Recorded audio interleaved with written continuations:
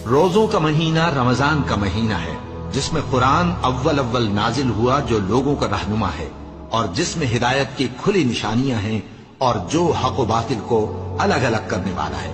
تو جو کوئی تم میں سے اس مہینے میں موجود ہو چاہیے کہ پورے مہینے کے روزے رکھے، اور جو بیمار ہو یا سفر میں ہو تو دوسرے دنوں میں روزے رکھ کر ان کا شمار پورا کر لے۔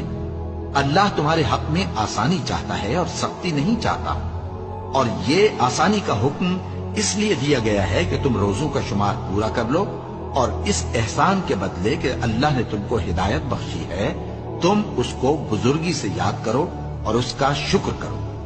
اور اے پیغمبر، جب تم سے میرے بندے میرے بارے میں دریافت کریں تو انہیں معلوم ہو کہ میں تو تمہارے پاس ہی ہوں۔ جب کوئی پکارنے والا مجھے پکارتا ہے تو میں اس کی دعا قبول کرتا ہوں۔ تو ان کو چاہیے کہ میرے حکموں کو مانیں اور مجھ پر ایمان رکھیں تاکہ نیک رستہ پائیں۔